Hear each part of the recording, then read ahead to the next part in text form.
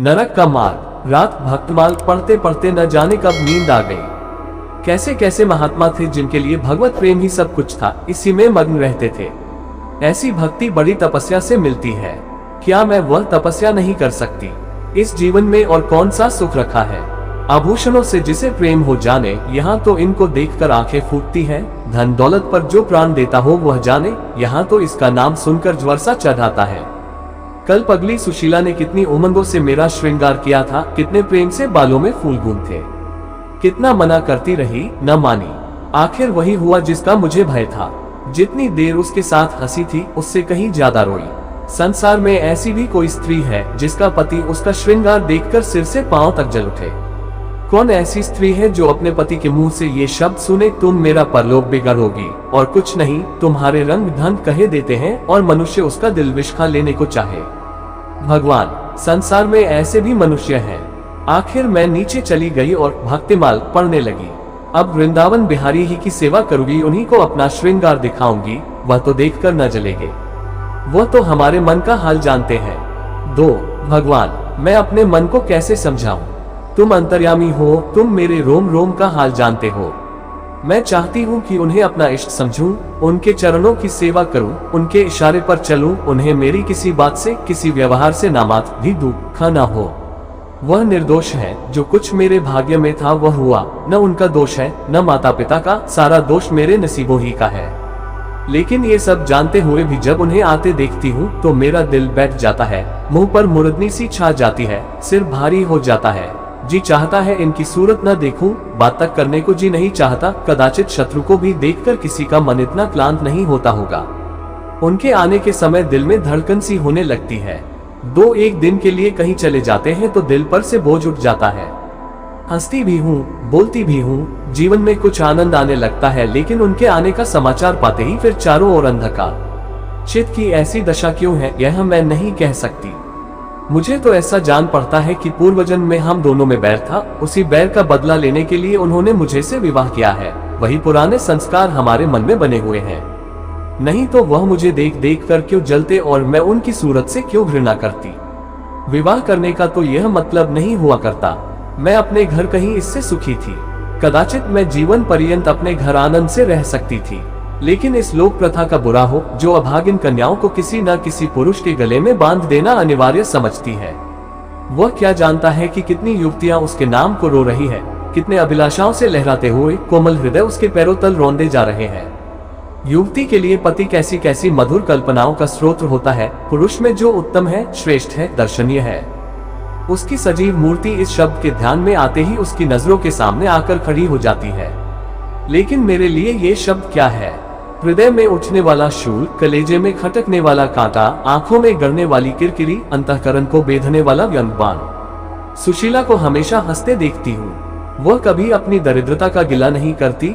गहने नहीं है, कपड़े नहीं है, भाड़े के नन्हें से मकान में रहती है, अपने हाथों घर का सारा काम काज करती है, फिर भी उसे रोते नहीं देखती। अगर अपने बस की बात होती तो आज अपने धन को उसकी दरिद्रता से बदल लेती। अपने पतिदेव को मुस्कुराते हुए घर में आते देखकर उसका सारा दुख दारिद्र्य छूमंतर हो जाता है, छाती गज भर की हो जाती है। उसके प्रेमालिंगन में वह सुख है जिस पर तीनों लोक का धन न्योछावर कर दूं। आज मुझसे जबत न हो सका। मैंने पूछा, तुमने मुझसे किस लिए विवाह किया था? ये प्रश्न महीनों से मेरे मन में उठता था, पर मन को रोकती चली आती थी। आज प्याला छलक पड़ा।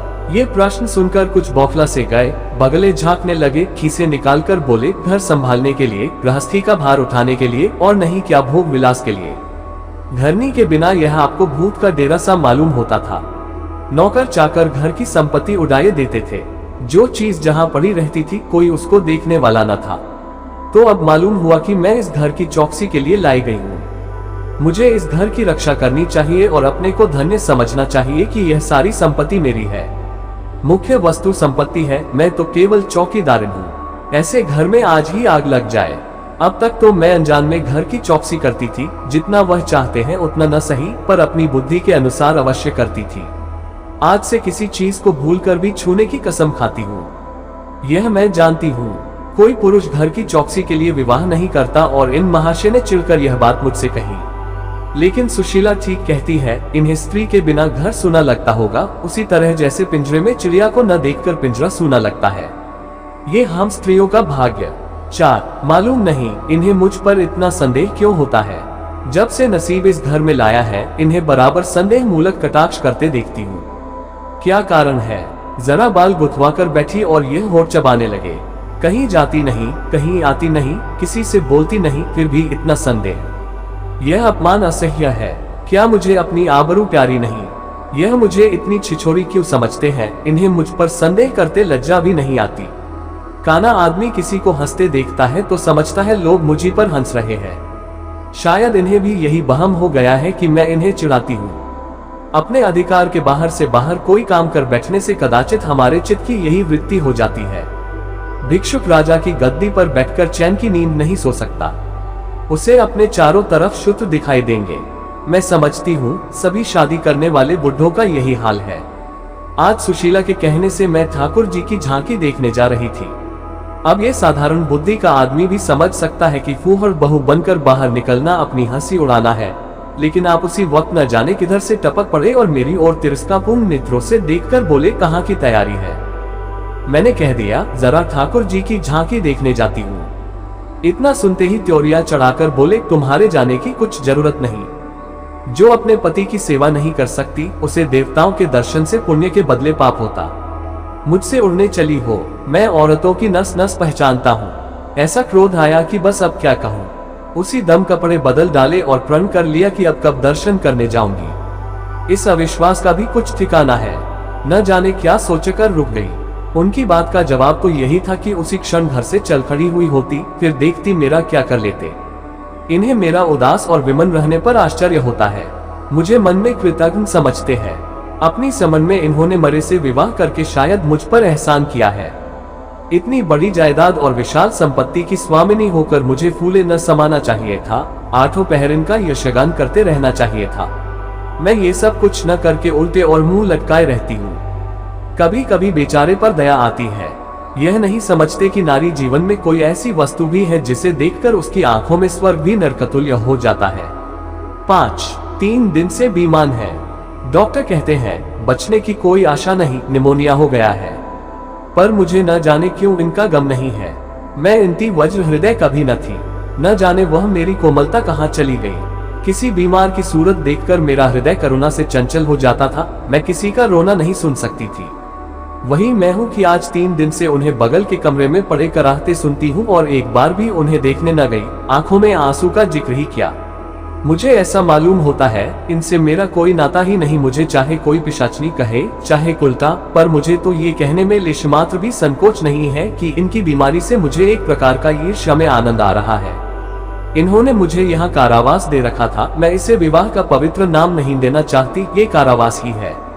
मैं इतनी उदार नहीं हूँ कि जिसने मुझे कैद में डाल रखा हो उसकी पूजा करूँ, जो मुझे लात से मारे उस पैरों का चूमूं। मुझे तो मालूम हो रहा था ईश्वर इन्हें इस पाप का दंड दे रहे हैं।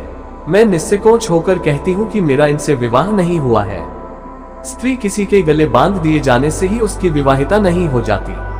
वही संयोग विवाह का पद पा सकता है, जिनमें कम से कम एक बार तो हृदय प्रेम से पुलकित हो जाए। सुनती हूँ महाशय अपने कमरे में पड़े पड़े मुझे कोसा करते हैं, अपनी बीमारी का सारा बुखार मुझ पर निकालते हैं, लेकिन यहाँ इसकी परवाह नहीं। जिसका जी चाहे जायदाद ले, धन ले, मुझे इसकी जरूरत नहीं। 6 आज 3 दिन हुए मैं विधवा हो गई। कम से कम लोग यही कहते हैं। जिसका जो जी चाहे कहे, पर मैं अपने को जो कुछ समझती हूँ वह समझती हूँ। मैंने चूड़ियां नहीं तोड़ी। क्यों तोड़ू? क्यों तोड़ू? मांग में सेंदूर पहले भी न डालती थी, अब भी नहीं डालती। बूढ़े बाबा का क्रियाकर्म उनके सुपुत्र ने किया, मैं पास न फटकी। घर में मुझ पर मनमानी आलोचनाएं होती हैं। कोई मेरे गूंथे हुए बालों को देखकर नाक सिनकोड़ता है, कोई मेरे आभूषणों पर आंख मटकाता है। यहाँ इसकी चिंता नहीं। उन्हें चिढ़ाने को मैं भी रंग इक्वल्स बिरंगी साड़ियां पहनती हूँ और भी बनती संवरती हूँ। मुझे जरा भी दुख नहीं है। मैं तो कैद से छूट गई। इधर कई दिन सुशीला के घर गई। छोटा सा मकान है, कोई सजावट न सामान, चारपाया तक नहीं, पर सुशीला कितने आनंद से रहती है। उसका उल्लास देखकर मेरे मन में भी भांति भांति की कल्पनाएं उठने लगती हैं। उन्हें कुत्सित क्यों कहूं, जब मेरा मन उन्हें कुत्सित नहीं समझता। इनके जीवन में कितना उत्साह है। आंखें मुस्कुराती रहती हैं, ओठों पर मधुर हास्य खेलता रहता है, बातों में प्रेम का स्रोत बहता हुआ जान पड़ता है। इस आनंद से चाहे वह कितना ही क्षणिक हो, जीवन सफल हो जाता है, फिर उसे कोई भूल नहीं सकता। उसी स्मृति अंत तक के लिए काफी हो जाती है। इस मिजराब की चोट हृदय के तारों को अंतकाल तक मधुर स्वरों में कंपित रख सकती है। एक दिन मैंने सुशीला से कहा, अगर तेरे पतिदेव कहीं परदेश चले जाए तो रोते रोते मर जाएगी। सुशीला गंभीर भाव से बोली, नहीं बहन, मरोगी नहीं, उनकी याद सदैव प्रफुल्लित करती रहेगी, चाहे उन्हें परदेश में बरसों लग जाए। मैं यही प्रेम चाहती हूँ, इसी चोट के लिए मेरा मन तड़पता रहता है। मैं भी ऐसी ही स्मृति चाहती हूँ जिससे दिल के तार सदैव बजते रहें, जिसका नशा नित्य छाया रहे। 7 रात रोते रोते हिचकियां बंध गई। न जाने क्यों दिल भर आता था। अपना जीवन सामने एक बिहड़ मैदान की भांति फैला हुआ मालूम होता था, जहाँ बगुलों के सिवा हरियाली का नाम नहीं। घर फाड़े खाता था, चित्त ऐसा चंचल हो रहा था कि कहीं उड़ जाऊं। आजकल भक्ति के ग्रंथों की ओर ताकने को जी नहीं चाहता, कहीं सैर करने जाने की भी इच्छा नहीं होती। क्या चाहती हूँ वह मैं स्वयं भी नहीं जानती, लेकिन मैं जो जानती वह मेरा एक एक रोम रोम जानता है। मैं अपनी भावनाओं को संजीव मूर्ति है, मेरा एक एक अंग मेरी आंतरिक वेदना का आर्तनाद हो रहा है। मेरे चित्त की चंचलता उस अंतिम दशा को पहुंच गई है, जब मनुष्य को निंदा की न लज्जा रहती है और न भय। जिन लोभी स्वार्थी माता पिता ने मुझे कुएं में धकेला, जिस पाषाण हृदय प्राणी ने मेरी मांग में सेंदूर डालने का स्वांग किया, उनके प्रति मेरे मन में बार बार दुष्कामनाएं उठती हैं। मैं उन्हें लज्जित करना चाहती हूँ। मैं अपने मुंह में कालिक लगाकर उनके मुख में कालिक लगाना चाहती हूँ। मैं अपने प्राण देकर उन्हें प्राणंद दिलाना चाहती हूँ। मेरा नारीत्व लुप्त हो गया है। मेरे हृदय में प्रचंड ज्वाला उठी हुई है। घर के सारे आदमी सो रहे हैं थे। मैं चुपके से नीचे उतरी, द्वार खोला और घर से निकली, जैसे कोई प्राणी गर्मी से व्याकुल होकर घर से निकले और किसी खुली हुई जगह की ओर दौड़े। उस मकान में मेरा दम घुट रहा था। सड़क पर सन्नाटा था, दुकानें बंद हो चुकी थी। सहसा एक बुढ़िया आती हुई दिखाई दी। मैं डरी कहीं ये चुड़ैल न हो। बुढ़िया ने मेरे समीप आकर मुझे सिर से पांव तक देखा और बोली, किसकी राह देख रही हो? मैंने चिढ़कर कहा, मौत की। बुढ़िया, तुम्हारे नसीबों में तो अभी जिंदगी के बड़े बड़े सुख भोगने लिखे हैं। अंधेरी रात गुजर गई, आसमान पर सुबह की रोशनी नजर आ रही है। मैंने हंसकर कहा, अंधेरे में भी तुम्हारी आंखें इतनी तेज हैं कि नसीबों की लिखावट पढ़ लेती है। बुढ़िया, आंखों से नहीं पति बेटी, अक्ल से पढ़ती हूँ। धूप में चूड़े नहीं सफेद किए हैं। तुम्हारे दिन गए और अच्छे दिन आ रहे हैं। हंसो मत बेटी, यही काम करते इतनी उम्र गुजर गई। इसी बुढ़िया की बदौलत जो नदी में कूदने जा रही थी, वे आज फूलों की सेज पर सो रही है। जो जहर का प्याल पीने को तैयार थी, वे आज दूध की कुल्लियां कर रही हैं। इसीलिए इतनी रात गए निकलती हूँ कि अपने हाथों किसी अभागिन का उद्धार हो सके तो करूँ। किसी से कुछ नहीं मांगती, भगवान का दिया सब कुछ घर में है। केवल यही इच्छा है उन्हें धन, जिन्हें संतान की इच्छा है उन्हें संतान। बस और क्या कहूँ, वह मंत्र बता देती हूँ कि जिसकी जो इच्छा जो वह पूरी हो जाए। मैंने कहा, मुझे न धन चाहिए न संतान। मेरी मनोकामना तुम्हारे बस की बात नहीं है। बुढ़िया हंसी, बेटी, जो तुम चाहती हो वह मैं जानती हूँ। तुम वह चीज चाहती हो जो संसार में होते हुए स्वर्ग की है, जो देवताओं के वरदान से भी ज्यादा आनंदप्रद है, जो आकाश कुसुम है, गुलर का फूल है और अमावस्या का चांद है। लेकिन मेरे मंत्र में वह शक्ति है जो भाग्य को भी संवार सकती है। तुम प्रेम की प्यासी हो, मैं तुम्हें उस नाव पर बैठा सकती हूँ जो प्रेम के सागर में प्रेम की तनरगों पर क्रीड़ा करती हुई तुम्हें पार उतार दे। मैंने उत्कंठित होकर पूछा, माता तुम्हारा घर कहाँ है? बुढ़िया, बहुत नजदीक है बेटी, तुम चलो तो मैं अपनी आंखों पर बैठा कर ले चलूं। मुझे ऐसा मालूम हुआ कि यह कोई आकाश की देवी है। उसे एक पीछे चल पड़ी। 8 वह बुढ़िया जिसे मैं आकाश की देवी समझती थी, नरक की डाइन निकली। मेरा सर्वनाश हो गया। मैं अमृत खोजती थी, विषमिला निर्मल स्वच्छ प्रेम की प्यासी थी। गंदे विषाक्त नाले में गिर पड़ी वह वस्तु न मिलनी थी, न मिली। मैं सुशीला का सा सुख चाहती थी, कुलटाओं की विषय वासना नहीं। लेकिन जीवन पथ में एक बार उल्टी राह चलकर फिर सीधे मार्ग पर आना कठिन है। लेकिन मेरे पतन का अपराध मेरे सिर नहीं, मेरे माता पिता और उस बूढ़े पर है जो मेरा स्वामी बनना चाहता था। मैं ये पंक्तियां न लिखती, लेकिन इस विचार से लिख रही हूँ कि मेरी आत्मकथा पढ़कर लोगों की आंखें खुले। मैं फिर कहती हूँ कि अब भी अपनी बालिकाओं के लिए मत देखो धन, मत देखो जायदाद, मत देखो कुलीनता, केवल वर देखो। अगर उसके लिए जोड़ा का वर नहीं पा सकते तो लड़की को कुंवारी रख छोड़ो, जहर देकर मार डालो, गला घोंट डालो, पर किसी बूढ़े खूसट से मत ब्याहो। स्त्री सब कुछ सह सकती है, दारुण से दारुण दुख, बड़े से बड़ा संकट अगर नहीं सह सकती तो अपने यौवन काल की उन्मगों का कुचला जाना। रही मैं, मेरे लिए अब इस जीवन में कोई आशा नहीं। इस अधम दशा को भी उस दशा से ना बदलूंगी जिससे निकल कर आई हूँ।